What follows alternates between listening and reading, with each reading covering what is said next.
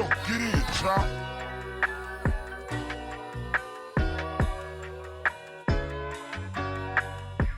I'm a bit self-aware, sometimes it's fucked up, but life is gonna lie, so I ain't gonna slow up. I'm on a mission to change the face of mental health, kicking knowledge to my people, cause you know that health is wealth. It's your lucky day, cause you tuned into the greatest. Out here striving to survive, sometimes we fake it till we make it. If your mental health is slipping, then please don't touch that dial. Yo, what's up, you guys? It's your girl, Trudy LPC, and thank you for tuning in to this week's episode of the Self-Aware and Effed Up podcast. Thank you so much for the support so far this season. I really appreciate the love that you guys have been giving. So please keep that love coming. Please keep letting me know how you're feeling about the show. I am really excited about today's episode because I am talking to one of my faves. We were just catching up a little bit before the show about how we had not seen each other in a very long time, but this is a very special young lady. She is an amazing counseling psychologist, a licensed professional counselor supervisor, and a licensed professional counselor. She is also the CEO of Anchored Counseling. She is a mother, an ADHDer. I'll let her talk about that part of her journey, as well as a sex therapist. The girl does it all. Her name is Dr. Ecclesia Savage, and I'm really, really grateful to have her on the show today. So without further ado, please welcome to the Self-Aware and Effed Up podcast, Dr. Ecclesia Savage. Hey, Clee. Thank you so much for having me, and thank you so much for pronouncing my name correctly. Yes. Oh, people mess up your name all the time. That's crazy. It's not that hard. All the time. All the time. That I also crazy. get salvage. I mean, I had to make sure that it was savage. I'm a savage, I know you probably was singing that song to death. Mm-hmm. Yep. At my little reception, graduating, I played I'm a Savage. Okay. I'm here for the Savage. Well, this is my first time meeting Clee Savage, so it's definitely nice to meet you, the new you. But I want us to go ahead and dive in and have you tell the audience a little bit about yourself. Okay. I am a clinician. I'm a mother. I'm trying to figure out if I'm still a sister right now, but we can come back to that. I'm a daughter. I'm a wife. I am a damn good friend. I'm a lover. I'm a freak. And I am an intellectual. Okay. That was an interesting description. And we definitely will come back to you trying to figure out if you're a sister part, because I be trying to figure that out sometime myself too. But child, these family dynamics be taking us through it. But yeah, but I appreciate you kind of being open to coming on. I know I went to get you on last season and we had some email snafus and stuff like that. But can we go a little bit into what made you want to be a psychologist? Like what pushed you into the helping profession? Well, I didn't know that I wanted to be a psychologist at first. And so if we're going back to the beginning, I actually thought I wanted to be a lawyer. I am good at debating and proving my point. You already know, like once I stand on business and I know it's right, I'm standing there. Okay. Immovable. So I figured out I didn't want to be a lawyer after working at a law firm for 3.5 years doing my undergrad. And I switched my major from philosophy to political science, then to sociology, minoring in psychology. Afterwards, I went to grad school and went for mental health counseling. And as I continued to work in the field, I work with children, I work with adults, I work with people who have severe mental illnesses. I've worked in a behavioral health hospital. I worked in a jail. I recognized that I didn't see a lot of faces that look like mine serving people that look like me. Okay. And I also saw a lot of overdiagnosing our children. And I wanted to know, like, where did they come up with this stuff? How are they coming up with these diagnoses? And also, are they considering the context? Are they looking through a multicultural lens and looking at the context of whatever this child or this person has gone through and considering that before they label them with the diagnosis? And I was like, okay, well, I found out about the hierarchy of LPC, LCSW, LMSW, psychologist, psychiatrist. I'm like, okay, so basically, I'm gonna have to go back to school so that way I can learn to do these assessments so that way people can see a face that looks like mine. And through that, I learned so much just about testing, about the way that people don't know what they don't know. Okay. So what drove you to it was just wanting to be a part of representation and letting people see you, and also changing that whole, the way that we do diagnosis with in just general, because I do see that a lot, especially with our kids. And I know that there was a big shift towards certain diagnoses being primarily diagnosed in the African-American community versus other communities. Like schizophrenia went from a white woman disease to a Black people disease. Like, and that just, I love that you went into it for that particular reason. So can you talk a little bit more about people don't know what they don't know? Because that part kind of, I'm a little bit intrigued. I want to know a little bit more about that. So, as I went through school and we were doing testing for any type of learning disabilities or ADHD, we were doing neuropsych evals as well as psychoeducational evaluations. And what I learned was that typically white people knew already that if they could get their child tested and they have some type of learning disability, whether it's ADHD or whether it's just a language or reading disorder or dyscalculia or whatever, that they could get them additional time. And so what I found was a trend that a lot of parents were getting their children tested in high school so they could have extra time on the SAT and the ACT. And I was like, wow. First of all, I didn't know that was a thing to be able to get extra time on those tests. And how did they know this? Like, how do they know, how did they know to do this? And so one, because testing is so expensive, it's not accessible to everyone. Right. Two, again, how do you know this? And so once one kid does it, we having conversations, the parents are talking to each other and they find out. And it's like, okay, well, we already started a disadvantage in a lot of different ways as Black people. And so to think that we are competing against people that we're already not on the same playing field with, but it's supposed to look like we are. And then we don't know, they get an extra hour and a half, like they get time and a half. Wow.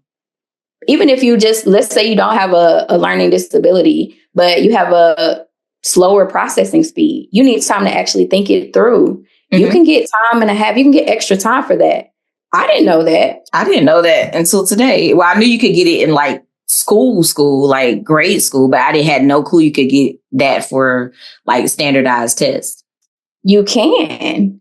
And of course, they make you, the companies or whoever, they make you get tested. And so most people don't know the difference between a therapist and a psychologist or, a social worker and a therapist. And so a psychologist has to test you and be able to provide the documentation necessary to say, hey, yeah, this person does need this additional time. Okay. And they need it, whether that's on the bar exam, whether that's on our NCE, whether that's on the Triple P, which is the test that we have to take as psychologists, nursing exams, like all types of things, because guess what? People don't learn the same.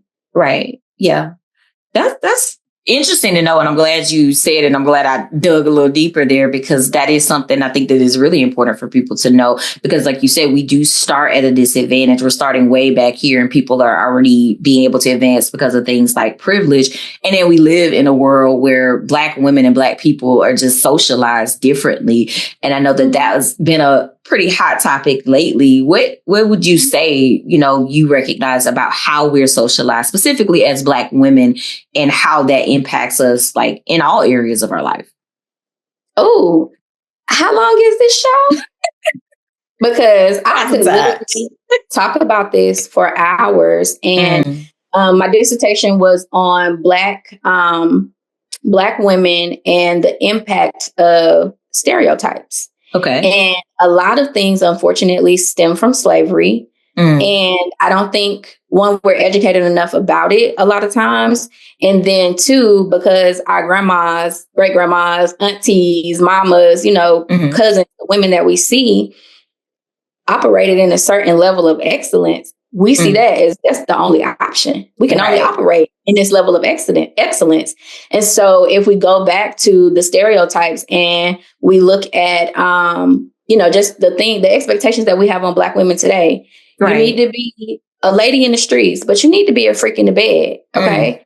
You got to keep it sexy, but not too sexy because then people call you a hoe. And then, okay, yes, you can be smart and you can be intellectual, but don't make people feel threatened with your intelligence because then you're aggressive and you're angry. Ooh, you're an angry Black woman. Right. Okay. And then I'm expected to self-sacrifice and look out for everyone else around me with little or no care for myself.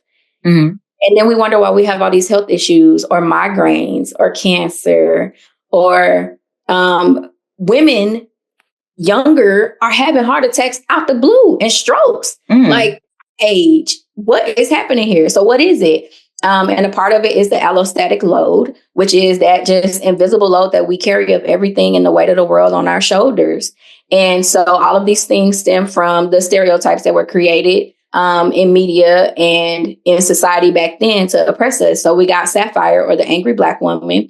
We got Jezebel. She's sexy. She's a sexy woman who will steal your man or whatever. But we know that wasn't the case. We know we were being raped. Right.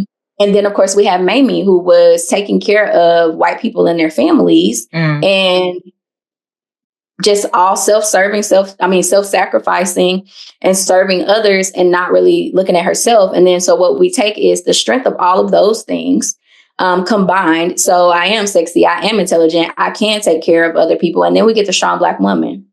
We get the superwoman schema.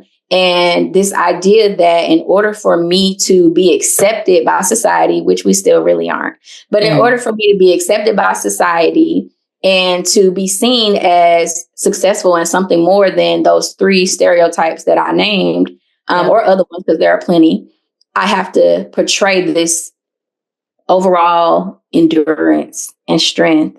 And that creates unrealistic expectations, stress, pressure, and a cycle that we literally got to break. Right. Yeah. I feel all of that because I feel like all of those are things that I carry day to day. And I had the opportunity to speak at an Anger conference recently and spoke on a lot of the things that you just said. And it brought up a lot for me emotionally, in terms of I'm talking to these women and I'm telling them about you need to take the S off of your chest. You need to, stop trying to be superwoman, stop trying to do everything. And I had to really put that mirror to myself and be like, you talking to them. But what about you as a Black woman? Because you're carrying the load. You're having to be there and be the financial provider for not just yourself and your family, but everybody else. And you're working 60 hours a week between 2 jobs and you're doing that and you are exhausted. And you telling these women they need to do something about theirs. What about yours? So I get that mirror put up in my face all the time. And so what I do sometimes in sessions, I'll be like, hey, kettle. And then they say, hey, pot. You already know because it's the pot calling the kettle black. Like, yeah, I'm talking to you and talking to me at the same time. Right. And which is one of the reasons why I love us, because we often do that. And I was talking to a friend the other day and we were having like a similar conversation. And I told her like about 6 months ago, I had like a breakdown in the car, like by myself. And it was just one of them things where I was just like, oh my God, like like you said, I'm exhausted. Yeah. Who's coming to save me? Nobody. Nobody. Why does every Black woman know the answer to that damn question? Because it's true. We know that no one is going to save us. We have to get it ourselves. We have to prioritize ourselves. Right. And so I had to sit with that grief of it's me. Yeah. I have to save me. You know what I mean? And not in a God complex way. We're just talking about, just the world. Okay. Because clearly God is, for those people who be so technical, Oh, gotcha. But no. And so I had to sit with that. Body is coming. And you probably gonna judge me, girl. But every time I think about that, I think about Taken and how Liam Neeson went to save his daughter when she was about to get sex trafficked. And I'm like, damn, like ain't nobody coming to get it. A Black woman Who is coming to save us? And the answer is us. Like, we have to save ourselves, like you saved yourself. And so I think we are, honestly, I think we're magical. I do think we at the top of the top. We the best of the best. We the most educated. We are also the most adaptable, which in sometimes is to our detriment, but we have to save us. Right. Art is like the freedom and the blessing. And then also it kind of almost feels like a curse. Yeah. But God dang, I didn't ask to be this way. I didn't ask to be strong. I didn't ask, XYZ. But I know at the end of the day, I can. Yeah. Ain't nothing a Black woman can't do. That is true, but I'm tired. This Black woman right here is tired. And I feel you got to choose to rest. Right. Yeah. And I know that's where I am. Even in the middle of doing this show and getting the season back up, I know I need rest because this is coming out in a lot of different ways. But you know, I know, part of it is the socialization of how we have to be everything. But another part of your journey is this sex therapist thing. Now, I didn't know that was your thing. Yeah. So I probably came into it, I think it's been I came into it maybe about 4 or 5 years ago. So that's not something that was other than one class in my master's degree. And in my doctorate, there were no classes about sex and psychology. And it's just really interesting because it's a huge part of our lives. Right. And a lot of times I see so many different messages and things. And so particularly, like I said, as Black women, you're supposed to be this lady in the street and a freak in the bed. But I grew up in the South. I grew up in the Bible Belt, straight Atlanta, okay, East Side, Decatur. And you keep your legs closed. You do not be no fast tail little girl. And you don't have sex to get married. Right. So one of the questions that I asked at this sex workshop I had last week was, well, what did you learn about sex after you got married? Okay. Who told you, girl, you got to pull out the tricks. You got to, make sure you know how to do this and do that. Like, who taught you that? What was the answer to that? Girl, nobody. Nothing. Nobody. Porn. Inexperienced sexual partners or learning in unhealthy ways. And feeling ashamed of our own sexuality because a lot of times all we are taught is about heterosex and penetrative intercourse. Right. And we are not taught about pleasing ourselves because masturbation is a sin. Oh, you're going to hell. That's what we heard. Right. And it's really interesting because, again, we talk about so many different things and, aspects of life. And so that's one I feel like us, as people have kind of just shied away from.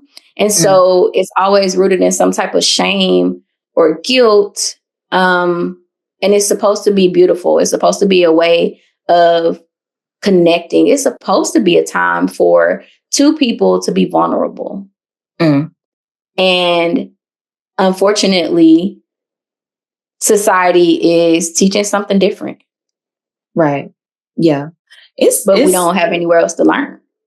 That is true. Yeah. I'm thinking back to what I was told about sex. It was all of the things that you said, just don't have sex until you're married. And I mean, there was no back education. Of course, I'm not married to a man. So I would have never had the other side of that conversation. But the truth of it is, a lot of it was rooted in shame and you shouldn't do this. I had a lot of my, like peers in high school end up having babies like their last year of school. And that was like something, a big thing, and people use that to guilt you or shame you. Like, you don't want to end up like such and such or whatever. I know that is also a big thing we face within our community because it's kind of like young girls, regardless of how they got in that situation, they're looked at in a certain way, especially within the Black community. Yeah, definitely. And I saw that at my high school as well. Even had a couple friends and it was so much judgment coming from other people. And it's like, at the end of the day, everybody was doing something, whether y'all wanted to admit it or not. They just ended up being the one who got caught or got pregnant. And, you know, raising boys, now I'm very much conscious of the things that they are being taught, because technology is so readily available. Everything is just right there in your face. Like, I remember trying to see through static on channel 99 and 98. Like, it wasn't, you had to like have premium HBO or something to be able to see stuff. But like now it's everywhere. It's like ass everywhere. Everything is everywhere. Right. And so one of the things that I started when my son was like 10 was practicing consent. And I'm pretty sure he was like, this lady crazy, but I'm asking all the questions about body parts, touching, abuse, all that. I'm asking all the time. And it got to the point where he would be annoyed and he was like, no, mom. I'm like, okay, can't nobody do nothing to me, to hurt me. It's nothing nobody could ever say to make me not love you. Like, tell me everything.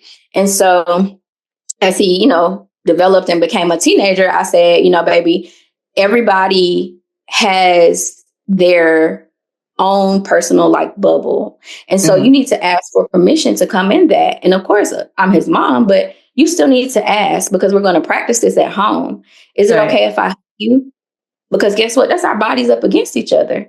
So he started practicing. Is it okay if I hug you? Is it okay if I kiss you? Of course, as he got older, now we're talking about, you know, different things when it comes to sex. Is it okay if I touch you here? Is it okay? You know, how do you feel about this? Like conversations that you have before anything that we aren't supposed to be doing. Right. And I still need you to know. I still need you to know, because what we're not going to do is go into a situation uneducated. And that's what I feel like happened to a lot of women that I know, is that we went into situations uneducated and fearful and shameful. And that translates into when we get older. Okay. I had somebody she was older than 35. She said she never orgasmed. Wow. That's interesting. That's a lot. It is. And I felt so empathetic and compassionate. And so, you know, we talk about, again, how self-pleasure, how knowing your body. Like, have you ever taken a mirror and looked at your vagina? Have you ever taken a mirror and looked at your penis? Like, what do you know what it looked like? Do you know, what the parts are? Can you label the parts? That, you know, that was another thing, of course, when my son was younger. Like, we're not calling it, you know, a hot rod or a special stick or whatever names people come up with private parts. I know for us, it was pocketbook. Okay. Gotcha. Pocketbook. Anybody touch your pocketbook? Yeah.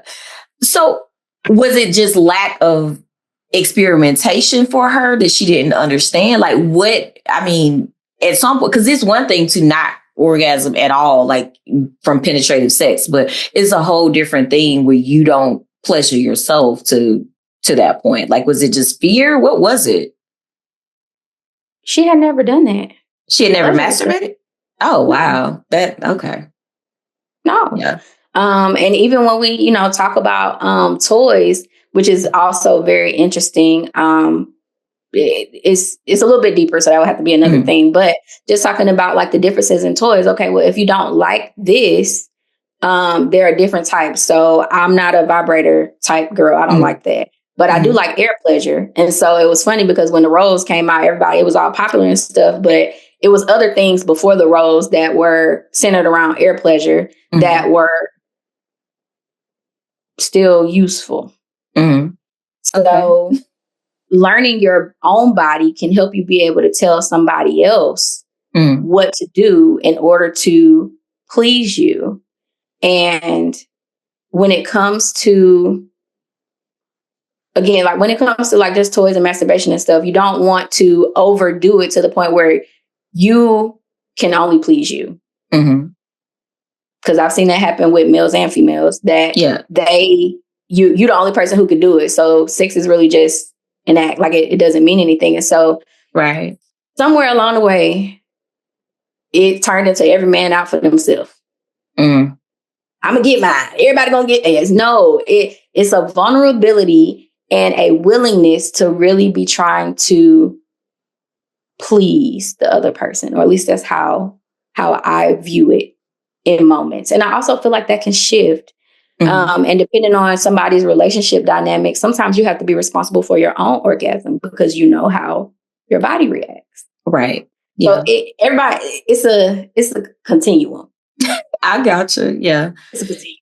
Yeah, it takes a lot. And the roles, I do like the roles. So that's one thing. I don't know if you what other ones you talked about or whatever, but that one, to me, I know people were going crazy about it. I was probably late to the party with that one or whatever. But to me, I think you do have to use different things and find what works for you. Because I remember back in the day where the only way you could get a sex toy from was like Starship or like, what was the other little store in the mall? Like Spencer's, like, and the ones they sell are trash. I don't know if you've ever been to Spencer's, but that was all we had access to back when I was in like college and stuff. And so I feel like it's so much more out there to explore. You can get it on the internet. Like you said, you don't have to look at Channel 99 to look at porn. It's so accessible. And I think about what it was like back then. It's kind of like we are in a different world, but to have someone in 2025 that doesn't know or hasn't explored, like we did, I think that a lot of that is definitely working through the guilt and the shame that comes along with it. So, yeah. So how do you work through that? Oh, I'm sorry. Well, I think one, it comes from like unlearning all the messages that we have taken in off of media. Porn is not real sex. Okay. Porn is not. Like, it is scripted. You know, there are other things that are at play here between, you know, just how people are supposed to act during sex or how you think you're supposed to act, to let's talk about how unrealistic it is for somebody just to walk up to you and be like, "Ooh, you're so sexy. Let's have sex." Okay. I mean, context, you know, maybe if we at body tap or something, you know, in certain contexts, maybe that's more likely. But let's talk about it. Like, no, women, or at least not the women I know, not just getting wet instantly and ready. Like, let's talk about how it takes some foreplay and arousal, and let's know when we are aroused and what arouses you. Let's talk about what the expectations are, because my expectations with you might not have been the same expectations I had with another partner. Let's talk about what's comfortable. Are you comfortable with this? Are you comfortable with that? Are there any areas I should avoid? Many of us don't have those conversations before we have sex. We hopping in and this is try, let you go. Ooh. Yeah. Gotcha. And that's if you feel like you can say, no, I don't like this, or no, I don't like that. Because a lot of people don't. And I found that a lot of people, like, if a guy asks multiple times, like, that third time you might give in. And that to me is just like not knowing your boundaries. And to me, that's a big issue. Yeah, a big issue. And having those boundaries, you deserve to have those boundaries respected during sex, after sex, before sex. Like, yeah, it's okay to have boundaries. Yeah. It's okay to also like kinky stuff.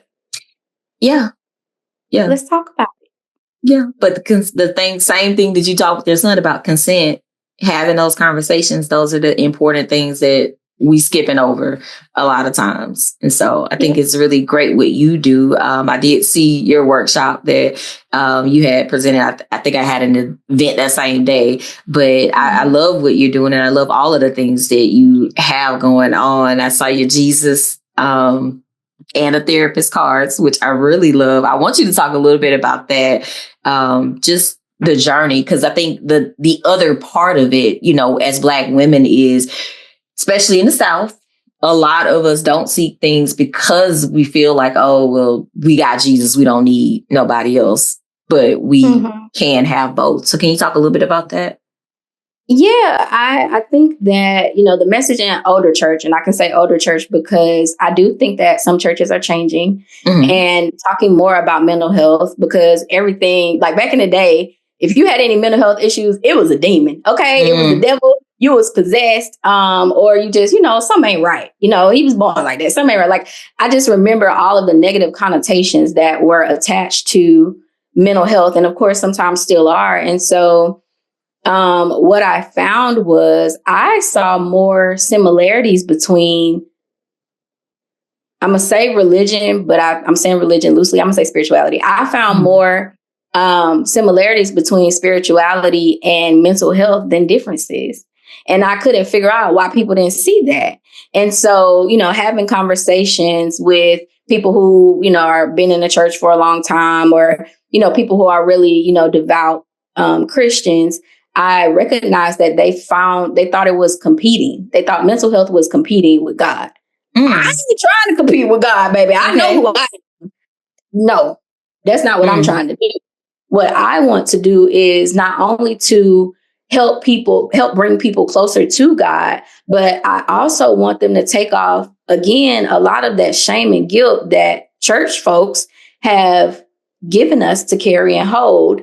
And again, a lot of that stems from slavery. They use the Bible to control us. Like, come on now. So everything is interpretation. And so a lot of things are also still very patriarchal. In a lot of denominations in Christianity, women can't wear pants. I'm not going to hell for wearing pants. And if you think that and that's your God, I truly respect you. But my God told me I ain't going to hell for wearing pants. And so I found that when I would tell people to meditate, or I would say things like affirm, some of the comments I got back were really interesting. And so we dove into those things in therapy.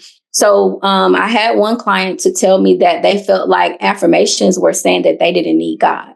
Wow. And I was like, oh my goodness. Like, first of all, I could never, and no, that is not what they mean. And so explaining to her that affirmations are honestly affirming who you are in God, because I believe God created us all, and so did she. Right. And so, we talked through it. We came back a couple sessions later, and she was like, I still don't feel like it doesn't sit right with me. I said, okay, well, let's think about it. Let's think about how we can add God so you don't feel like you are saying you can do it without him, or you're not disrespecting who he is. And so then I started thinking through it, and I came up with the affirmation cards, and I said, God gives me the strength that I need. Okay. I like that. Yeah. Okay. Well, we can do that with anything. Right. God made me beautiful, or I'm beautiful because God made me. Like, you can still give God the credit and affirm yourself. It doesn't mean, and so what they said was, I kept seeing on social media, people were focused on them and how they pull themselves up, or they felt like they were just so, high and mighty. And I said, the thing that people fail to realize is everything is about intention. Even when people start talking about witchcraft and girl, I heard so much stuff. Dragon Ball Z is witchcraft and all kinds of stuff. And I was just like, okay, let's pause for a second, because I had to have this conversation with my son. Let's pause for a second. Do you worship Dragon Ball Z? No. When they're doing their little kamikaze, whatever, are you trying to cast a spell? No. Sometimes we just got to let kids be kids. People be going too deep. They be doing too much. These children be children. Y'all thinking too hard. Okay, let's flip these affirmations so you can feel more comfortable saying them to affirm the gifts that God has given you. And so as God's child, do you believe that he wants you to feel insecure or inferior? Yeah. Because we're supposed to be Christ-like, right? Right. No. So let's just put God in front of the affirmations. So what I did was I started to create the affirmations, and then I found scriptures that connected back to that specific affirmation, because some people also need it to be rooted. They need to see it to believe it. And I also get that too. Okay, let's tie these back to the word. So the affirmation cards have the scripture, the affirmation that connects to the scripture, and then a journal prompt. Yeah. Gotcha. Yeah. I really like when I saw them, I was like, let me reach out to her, because I really think that's something, it's a very powerful tool because affirmations are really, really important. They've been very important in terms of my journey. I was one of those girls that when Mary Jane started writing out the affirmations and putting on the mirror, my whole mirror was filled with them. So I love that you've done that and that you have offered this so that people can kind of have that connection to God, but also affirm themselves because we are Christ-like, we are made in his image. And so sometimes we need that reminder of who Christ is to us, but also how great we are because of him. So I really love that you've done that, but I do want to shift gears a little bit. And I want to ask you, how do you personally connect with the idea of being self-aware and fucked up? So self-awareness is 90% of any problem that we have. I truly believe that. Mm-hmm. If you can be self-aware, you can solve things. You can figure it out no matter what it is. If you're self-aware, you good.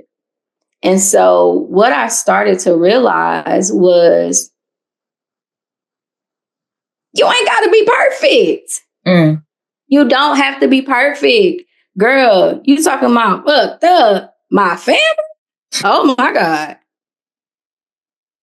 Okay. Self-aware and fucked up. Means I'm not perfect. Means I'm not trying to be perfect. It means I release the pressure to try to be perfect. It means that I've accepted my flaws. And that doesn't mean that I'm like, oh, I don't have nothing to change or work on, but I've accepted who I am. And I know that everybody not going to be able to sit with that. Mm-hmm. And that's their problem, not mine. Yeah, that's a word right there. I appreciate your openness and I appreciate the conversation. We went a lot of different places and I think it's beautiful that because there's so much that encompasses our lives as Black women. And I think that is important for us to explore those things. So I appreciate your openness and willingness to just go there and go all over the place just to make it all make sense. But I want to know, how can people connect with you if they want to follow you, connect with you, purchase your items? I know you have a really beautiful shop on your website. How can they do that if they want to connect with you? So you can always reach out via text or phone. The number is 470-300-2064. You can also connect via social media, stay.anchored on Instagram, or a real lady _13 on Instagram. And then as far as Facebook, the Anchored one. And the reason why I named my business Anchored Counseling is because no matter what, I'm always anchored in love in Christ. And so everything that I do, I really do try to be a reflection of him and authenticity. And so, yeah, connect with me either of those ways. The website is stayanchored.org. So stayanchored.org.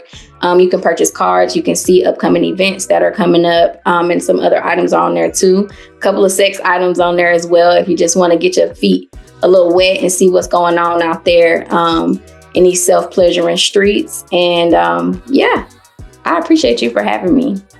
Gotcha. I thank you so much for your time. And I did see some of those self-pleasuring items on your website. I was like, okay, Clea, I see you. But thank you again for your time. Guys, please make sure that you connect with Dr. Ecclesia Savage. The information of how you can connect with her will be in the description of this episode. Also, be sure to follow me, Tree the LPC, on all social media platforms under the handle Tree the LPC.